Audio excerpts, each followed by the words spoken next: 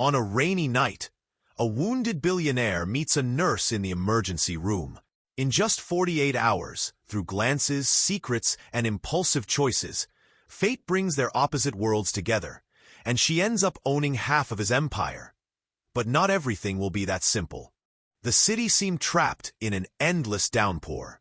The rain hit hard against windows, rooftops, and pavement, as if the sky wanted to empty itself all at once. It was one of those nights when even taxis were scarce, when traffic lights flickered without order, and the streets turned into uncertain rivers. The icy wind slipped through every crack, and the constant sound of sirens made it clear that this was not a calm night for the city's hospitals. Between half-lit avenues, a luxury car moved forward with difficulty. Its wipers swung back and forth at a frantic pace, but the storm was so strong it allowed only a few meters of visibility. The driver, a man with tired eyes, struggled to stay in control. Traffic was light, but the water gathering on the road made every move risky. It took only an instant, a small mistake, for everything to change. A poorly parked truck on the curve, a late brake, a steering wheel that didn't respond as quickly as expected, and the crash was inevitable. The noise roared through the night like an extra thunderclap. The car was left wrecked at the front, the windshield shattered, and the man at the wheel bleeding from his face after the impact. Barely conscious, his senses clouded by pain and confusion, he managed to feel for his phone and press a button before his body slumped against the passenger seat. The vehicle's emergency lights blinked in the dark like a cry for help.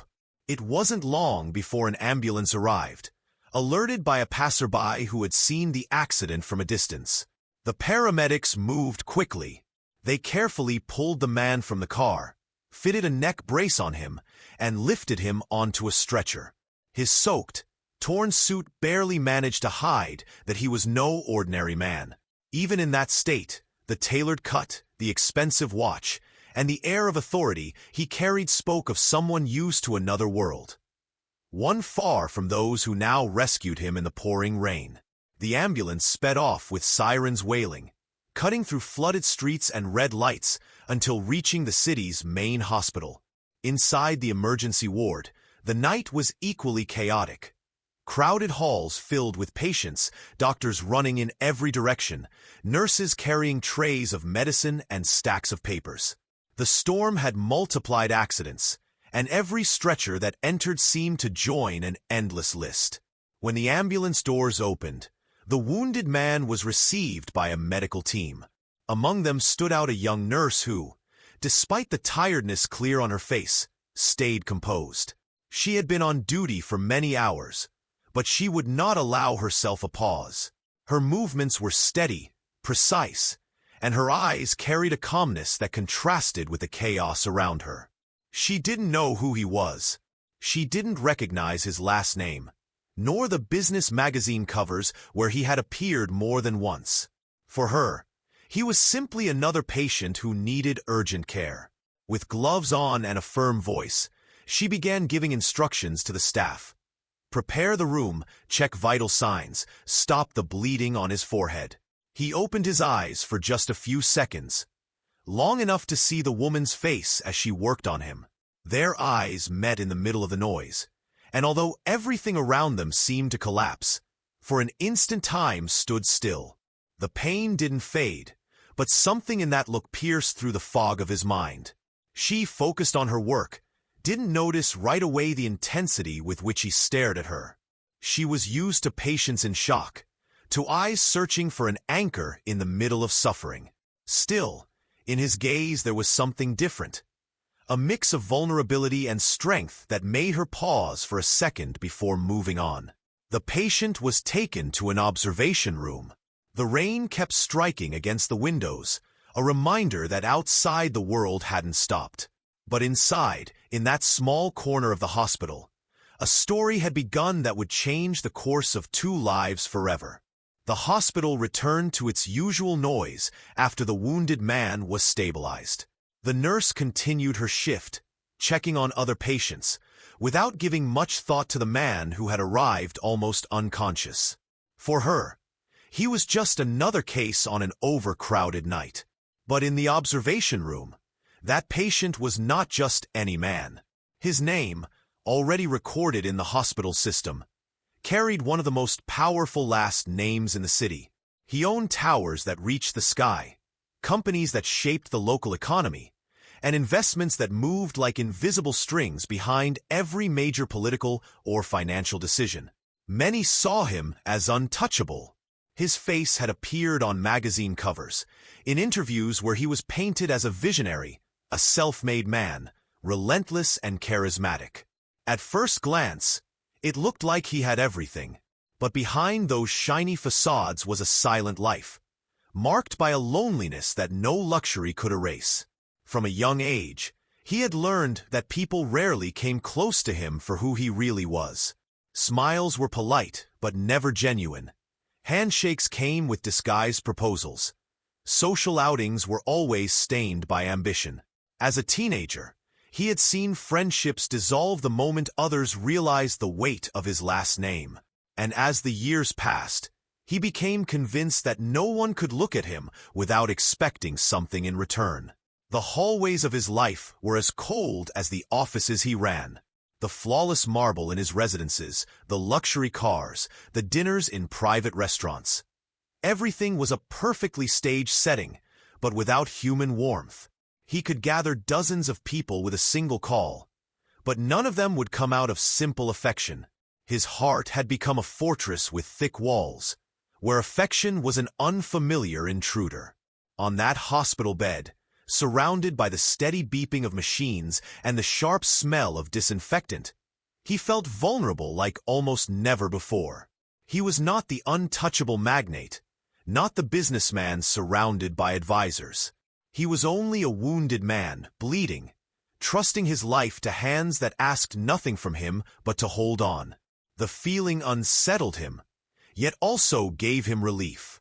Memories flooded his mind as he closed his eyes, trying to fall asleep despite the pain.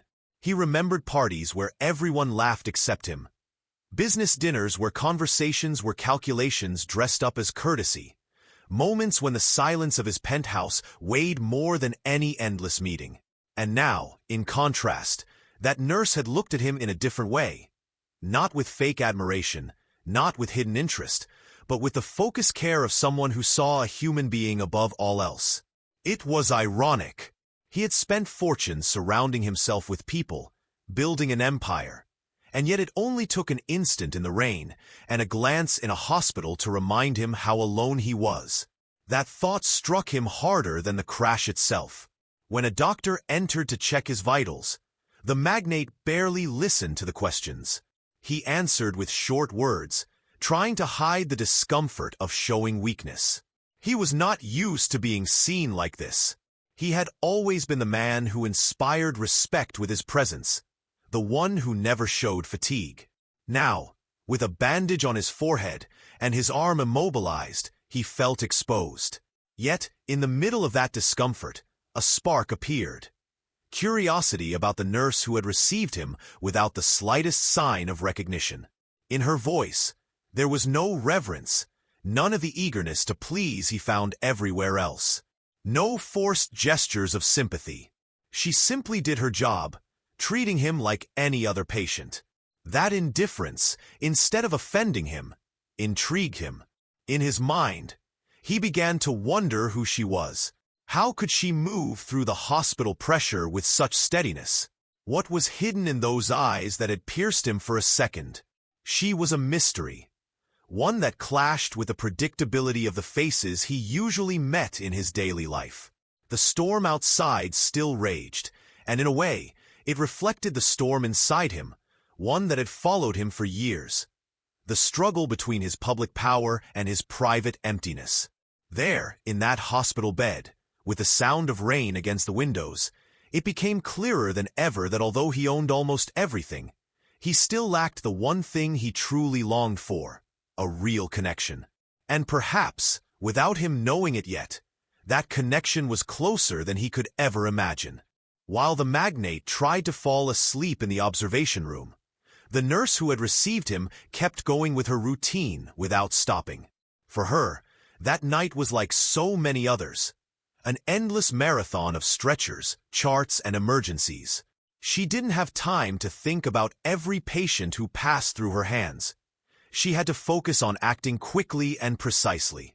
Her name was Clara, though few in the hospital ever used it. To most, she was nurse, miss, or just a hurried gesture of the hand. Her shifts were so long that sometimes she lost track of the days.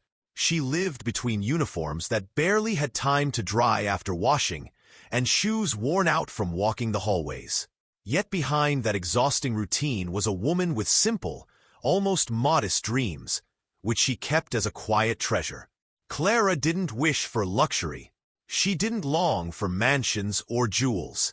What she wanted was stability. A small home of her own, where she didn't depend on changing landlords or noisy neighbors. Free time to finish the studies she had put on hold. A quiet life where she could sit and read in peace without the alarm clock marking the start of her next shift. In her mind, happiness was summed up in those small things her routine kept denying her. When she left the hospital, she often walked a few blocks under the gray city dawn and stopped in front of a neighborhood bakery. She watched families go in to buy fresh bread and pastries, and she promised herself that one day she would have something like that. A life without rushing, with mornings shared and simple laughter. She never said it out loud, but that dream was what kept her strong in the middle of her fatigue. Unlike many of her colleagues, Clara didn't dream of moving into management positions or leaving the country. Her calling was to care, to be by people's side in their most vulnerable moments. She had chosen nursing because it reminded her of her mother, a humble woman who always taught her that serving others is the most dignified way to earn a living. That teaching guided her during every shift, even if at times the routine made her forget why she sacrificed her sleep. That night, as she updated medical records, the memory of the man who had come in after the accident returned briefly. She didn't think about him in terms of wealth or fame. She hadn't even paid attention to his last name, since she hadn't had time to read it carefully. What she remembered was his look. That mix of confusion and vulnerability she often saw in critical patients, but in him it seemed to carry a different weight. It was just a moment, and she pushed it from her mind as quickly as she filled out the next form. Clara was used to building an invisible wall between herself and the patients. She knew getting too involved could drain her. She had seen colleagues break down from carrying stories that weren't theirs, and she preferred to keep some distance. Still, something about that night felt different, though she didn't yet know why. The fatigue was starting to show in her movements. It was past 3 in the morning, and the long hours on her feet weighed heavily on her back. Even so, she didn't allow herself to complain. In the hospital, showing exhaustion was a luxury she couldn't afford. A nurse had to project calm, even when fatigue was eating her from the inside. In the hallways, doctors spoke in low voices about the patient who had just arrived, mentioning his last name with respect. Clara overheard, but she didn't connect the name with anything. To her, he was just another man under her care, and perhaps that indifference would be what marked him the most later on. When she finally had a moment to breathe, Clara leaned against the wall of the break room and pulled a small notebook from her pocket. In it, she wrote short lines, thoughts that came to her between patients, as a personal refuge. That night she wrote, "The rain won't let the city sleep. Sometimes I think my life is the same, an endless shift that never stops." She closed the notebook, took a deep breath, and went back into the hallway, ready to continue. Without knowing it, she was about to become part of a story that would overflow all her simple dreams. A story that would place her at the center of a world she never sought, and that would challenge every certainty she had lived with until now. The automatic doors of the emergency ward swung open as the stretcher rushed inside. The metallic sound of the wheels on the polished floor mixed with the hurried voices of the paramedics describing the accident. Head-on crash, possible arm fracture, mild head trauma, partial loss of consciousness. The atmosphere, already tense, grew heavier with the arrival of the new patient. Clara was on duty at that moment, and as soon as she saw him being brought in, she moved quickly with her usual efficiency. She had learned not to waste a single second on doubts or hesitation. She put on her gloves and began checking his vital signs while the doctors fired off quick questions to record the situation. The man, soaked, with his suit torn and blood on his forehead, tried to open his eyes but failed. "Blood pressure is dropping," Clara reported firmly. "Start a peripheral for now," ordered a doctor. She acted without pause, finding the less injured arm and inserting the line with precision. Meanwhile, another colleague cleaned the wound on his forehead and pressed it to stop the bleeding.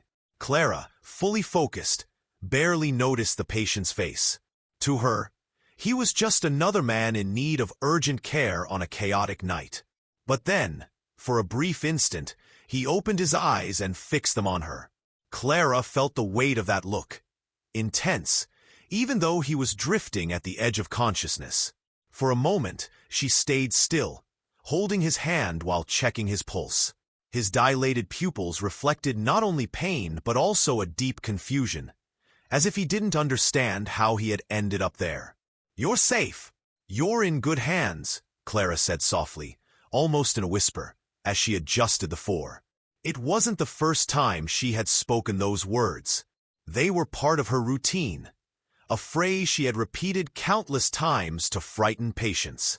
But this time, something in the way he listened felt different. Even in his confusion, his lips tried to form a reply, though only a faint murmur came out. Clara kept working, pushing aside any thought not tied to her duty. She knew she had to keep a clear head, that every second mattered. She checked his arm, immobilized it with the help of another nurse, then turned toward the doctors to confirm that X-rays were being prepared. The procedure moved quickly, like a well-practiced choreography where each team member knew their role. As the billionaire was moved to the diagnostic room, Clara stayed close to make sure the four lines and monitors were secure.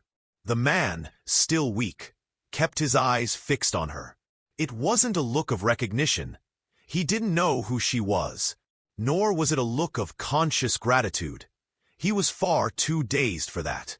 It was an instinctive gaze, the way someone clings to a safe point in the middle of a storm. Clara noticed, but interpreted it the same way she would with any other patient. A natural reflex of vulnerability. She settled him on the stretcher, adjusted the soaked blankets, and leaned just enough to make sure he could breathe comfortably. For a few seconds, the noise of the hospital seemed to fade away, and all that existed was that silent connection between two opposite worlds. He, the magnate used to being attended by private doctors and assistants. She, the on-duty nurse in a public hospital, exhausted but tireless. The moment broke when a doctor entered with the first test results. Clara stepped back, returning to her professional distance. She made the proper notes in the file and handed the instructions to the support staff. Then she left the cubicle, convinced she had done her job. She didn't stop to think about who that man was, nor about what he represented. To her, he was just another patient on another long night. What Clara didn't know was that, for him, the encounter would not pass so easily. In his mind, still foggy with pain and sedatives, that nurse had become the only clear face in the middle of the chaos. And while she would forget him as her shift went on, he would keep that instant as an anchor, a detail impossible to erase. The rain kept striking the hospital windows, marking the rhythm of the early morning.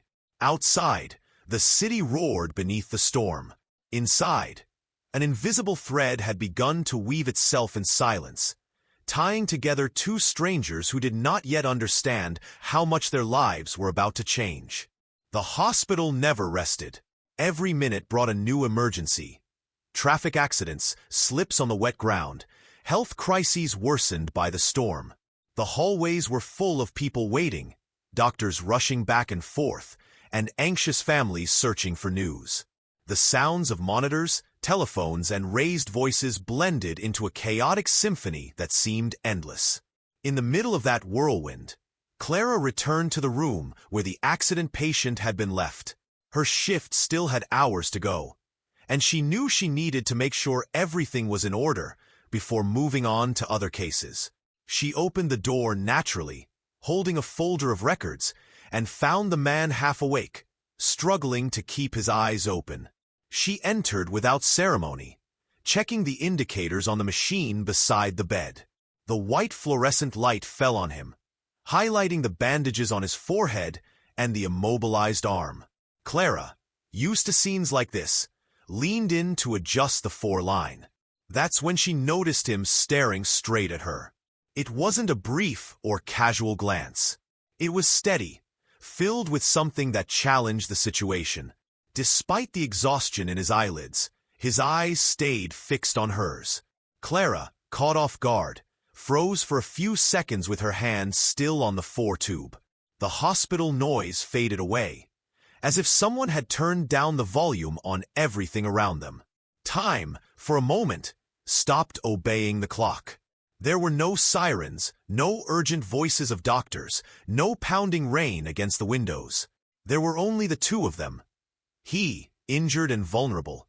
She, tired but steady, carrying a calmness that seemed to wrap them in an invisible refuge. Clara didn't know how to interpret what she felt. She was an experienced nurse and had faced dozens of similar looks from patients in critical condition. Yet, there was something different in this one. Maybe it was the intensity. Maybe the way he seemed to be searching in her for something beyond medical care. As if he wanted to cling to that connection to keep from being lost in the confusion. "Can you hear me?" Clara asked, breaking the silence, though she didn't really need an answer. He gave the faintest nod, almost imperceptible, but he didn't look away. It was a simple gesture, and yet Clara felt there was more behind it. She took a deep breath and returned to her professional role, checking his pulse and noting down the data in the folder. She forced herself not to let the intensity of the moment distract her. The magnate, however, held on to that feeling. He had seen thousands of faces in his life, but none had ever given him such genuine calm. It was as if this unknown woman, exhausted and dressed in a simple uniform, could stop the spinning of his world. In her eyes, there was no recognition, no ambition, no disguised interest chasing after him. There was authenticity, and that rare quality moved him in an unexpected way. A loud noise in the hallway broke the bubble. Clara turned her head when she heard a colleague call her name. With a quick movement, she secured the 4 and gave the patient one last glance before leaving. But he kept watching her even after she walked through the door, as if he feared that with her absence, that strange calm he had felt for the first time in years would vanish too. For Clara, that instant was stored in the back of her mind as a fleeting image. She didn't have time to stop and think about it, nor did she want to give it more importance than necessary. But as she walked down the hallway to another room, she felt a slight flutter in her chest, a reminder that something had happened there, even if she couldn't name it. For him, however, it was much more than a moment. It was the beginning of a certainty. In the middle of the chaos, he had found a face he wanted to see again, a face that had made him feel human once more. The rain kept pounding against the windows, but for both of them, though for different reasons, something had changed in that brief exchange of looks. If you're enjoying this story, don't forget to subscribe, hit the notification bell, and leave a like so we can keep creating more chapters. Let's continue. The room fell into shadows after Clara left. Silence took over, broken only by the steady beeping of the monitor and the rain hitting the windows. The magnate lay still, bandages tight around his forehead, his arm secured in a splint. His breathing was heavy, not only from physical pain, but from the discomfort of feeling so vulnerable. All his life he had built an image of unbreakable strength. In boardrooms, his voice was the final word. In the media, he was portrayed as a cold, calculating strategist. In his inner circle, everyone saw him as impossible to shake. He himself had believed that nothing could bring him down. But that night, lying on a hospital bed with tubes and wires attached to his body, that illusion was cracking. He tried to move his free hand, but managed only a clumsy twitch. He felt trapped, as if his own body were reminding him that no matter how much money and power he had, he was still flesh and bone. The pain in his head forced him to close his eyes, and each attempt to open them left him dizzy. The feeling of weakness bothered him more than the injuries themselves. He remembered the times he had given speeches about resilience and control, phrases crafted to impress investors and employees. Confident, rehearsed words that now felt hollow. What control did he have at that moment?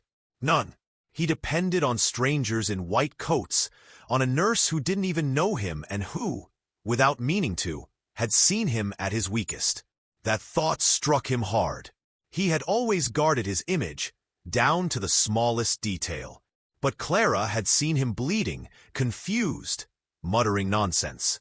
She had seen him as no one else ever had. Not the magnate, not the powerful man, but a fragile, defenseless human being. He closed his eyes in frustration. He wasn't used to being this exposed. Normally, if he fell ill, he hired private doctors to come to his penthouse. If he had a minor accident, an army of assistants made sure no one noticed. Never, until now, had he been forced to face his vulnerability in front of someone completely outside his world. And yet, in the middle of that discomfort, something unsettled him even more. The way that woman had treated him.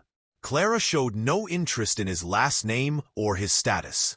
She didn't try to please him, nor did she look at him with reverence. Her attention was pure, professional, human. She had exposed him. Yes, but she had also steadied him. It was her who gave him calm in the moment when everything felt like it could fall apart. His fragility wasn't only in his injured body. It was also inside him, where years of loneliness and mistrust had built walls that now seemed to crack.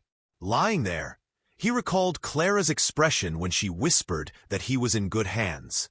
No one had said something like that to him in years without expecting something in return. That simple phrase echoed in his head as if it carried great weight. A doctor came in to check the monitors, interrupting his thoughts. He made a few adjustments and encouraged him to rest. The magnate nodded, though he knew rest was impossible. His mind was too restless, caught between the discomfort of his weakness and the memory of those eyes that seemed to see beyond his wounds. He stayed awake for a long time, watching the storm shadows play across the ceiling.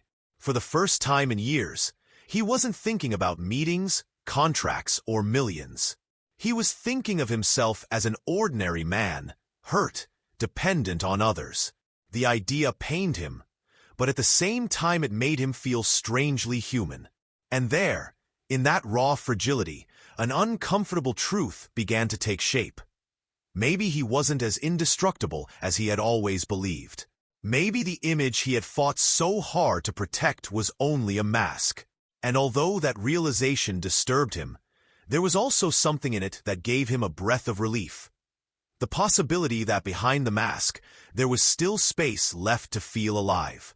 Clara walked quickly through the hallways, as if every second of her shift weighed more than the last. She had left the accident patient under observation, but her responsibility didn't end there. Every few moments, a doctor or a family member stopped her with questions, requests, or emergencies that seemed to multiply without end. Even so, she never let her fatigue take away the calmness she carried with her presence.